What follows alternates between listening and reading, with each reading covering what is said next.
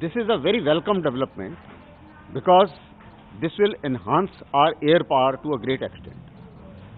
Considering the two-front war threat which India faces today, it was very important that we have our squadron somewhere in the range of about 42 to 45 squadrons. Now, we cannot buy all this as the state-of-art aircraft from abroad. So we have to manufacture our own. We have hardly any, about 31 squadrons which are in serviceable conditions. So therefore, considering that this was an operational requirement, that is the first part of it. The second important thing is that it is an indigenous development. So therefore, firstly, it will be cheaper. Secondly, technology is ours. Whenever upgrades are required, you don't have to run to the foreign vendor. And thirdly, when the technology gets established, then we can sell this to the nearby countries, and we will perhaps earn a lot of revenue out of Tejas. Tejas has been built in a manner that it is also fit for close combat, which not very many aircrafts have been built in the world.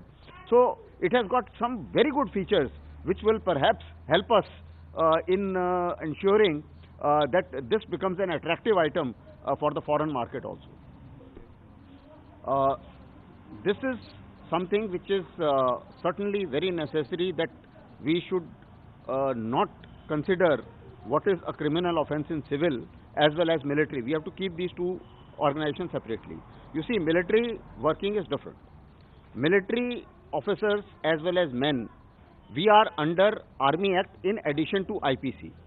And I'll qualify it by a simple example. Like if a thief comes to you with a gun, if you run away and say that, okay, I got scared and I ran away, it's not an offense as far as IPC is concerned. But if a soldier runs away from the border, then it is an offense under Army Act. So these two acts are different. Now in our case, what happens is that most of the time the troops are in the field areas. So that time the families are together.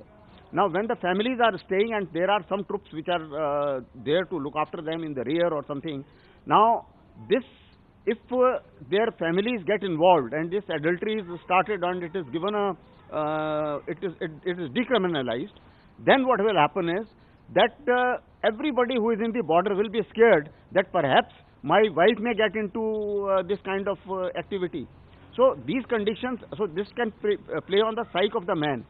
So this is why this cannot be accepted in army. The second issue is of homosexuality. Maximum men are staying in the army. Now when they in the borders. Now when you have people in the borders, you are on duty 24/7. So how can you be getting involved in all these things? So that is why the Army Act has got some more restrictions on an army man in addition to IPC. And that we should leave it at that. And we should not disturb the army arrangement and the army's discipline, because it is going to affect the discipline very badly. Sir, it is the old tactics. Terror tunnels and this kind of technology as well as this kind of methodology was being used by Hamas against Israeli forces, because they had a very strong fence and highly technologically enabled fencing. So that's why, to avoid that fencing, they were using this kind of tunnels. Now the same thing has been copied by the Pakistani terrorists, and they are using it against India. So our security forces also will have to be enabled with much more technology to ensure that we can detect these tunnels. And I am very sure that the work must also already be in progress, because this is not the first tunnel. The tunnels were detected earlier also. Now this is one more tunnel which has been detected, and I am sure they will take care of it. But certainly this methodology is old and it is just being copied.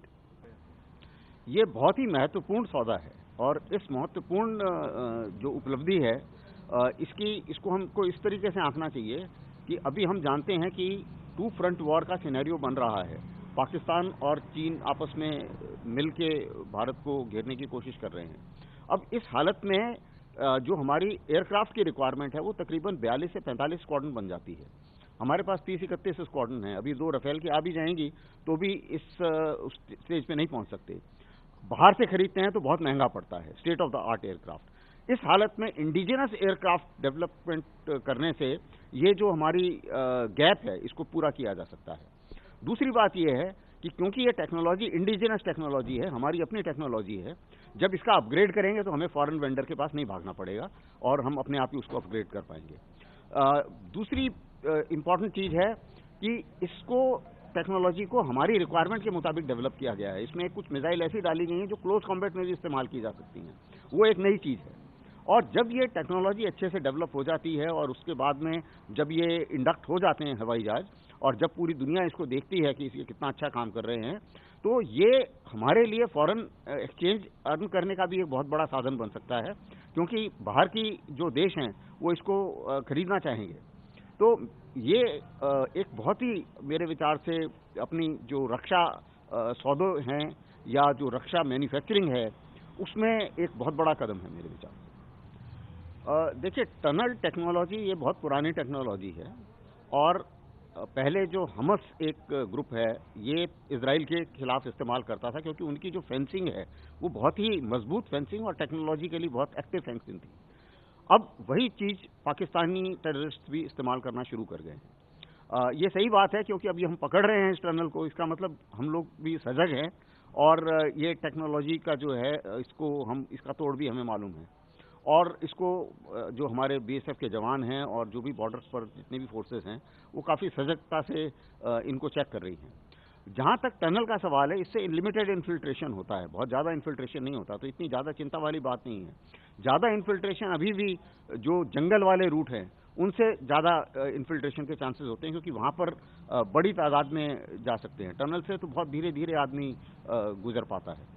तो जाहिर है कि ये कोशिश, नई कोशिश वो भी करते रहेंगे, इन्वेंशंस भी होते हैं और हमारी सिक्योरिटी फोर्सेस को भी उसी मुताबिक सजग भी होना पड़ेगा और अपना टेक्नोलॉजिकल अपग्रेड भी करते रहना पड़ेगा। इसको पनिशेबल ही होना चाहिए, क्योंकि जो भारतीय फौज है और जो सिविल में जो लॉ अप्लीकेबल हैं ये दोनों अलग हैं। अगर आप देखें, जो भारतीय फौज है हमारे ऊपर आईपीसी की धाराएं भी सारी इस्तेमाल होती हैं और आर्मी एक्ट आईपीसी के एडिशन में होता है, और आर्मी एक्ट के मुताबिक ये पनिशेबल ऑफेंस है। और कारण भी बड़ा सिंपल है। अगर आप देखिए कि कुछ ऑफेंसेस हैं जो आईपीसी में पनिशेबल नहीं है। मान लो अगर आपके ऊपर गन तान के आपसे कोई सामान छीन लेता है और आप बोलते हैं जी मैं डर गया, तो डर गया तो कोई क्रिमिनल ऑफेंस नहीं है सिविल में।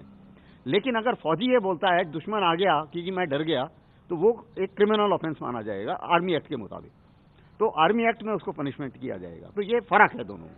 उसी मुताबिक अगर आप एडल्ट्री को देखें, अभी हमारी फैमिलीज अलग रहती हैं, अगर फैमिलीज ये एडल्ट्री में शामिल हो जाएं और कुछ हमारे जवान जो रियर में हैं वो इन फैमिलीज के साथ में एडल्ट्री करना शुरू कर दें और उसको हम बोलें कि ये क्रिमिनल ऑफेंस नहीं है, आर्मी एक्ट के अगेंस्ट ऑफेंस नहीं है, तो क्या होगा कि जो बॉर्डर में बैठे हैं उनको सबको चिंता हो जाएगी कि यार हमारी फैमिली पीछे हैं, कहीं वो एडल्ट्री में ना शामिल हो जाए, जब वापस जाऊंगा तो मेरे साथ होगी भी या नहीं होगी।